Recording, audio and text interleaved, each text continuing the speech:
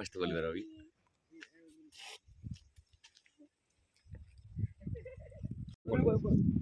અમારા ગામમાં આકુલીમાં દારૂ વર્ષોથી વેચાય છે, દેશી દારૂ ભરત ખોડા દારૂ વેચે છે. તો એક છોકરો મારે પિયુષ દારૂ પીને એસ્પેક્ટ થઈ ગયો.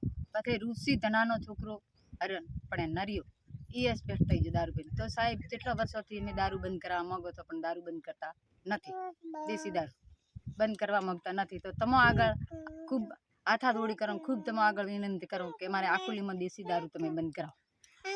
પોલીસ વાળા કોઈ કરતા નહીં? પોલીસ વાળા તો વાહરી વાળા તો કશું કોઈ કરતા નથી. અમે ગમે એટલા રાડ કરવા કે બૈરા ભલે થોણે થાય તો કે પોલીસ વાળા તો કોઈ કીધા નથી કે અમે આવશો કે હાક નાક કોઈ.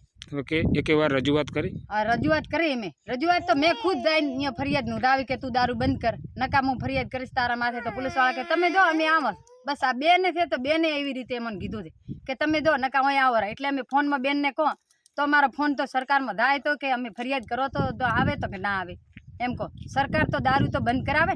આકુલીમાં વર્ષોથી દારૂ વેચાય છે, દેશી દારૂ પીને છોકરા એક લઈને બેઠા, એક દારૂ પીવા મળે ને મરી જાય તો પછી અમે ચેના વસેણા.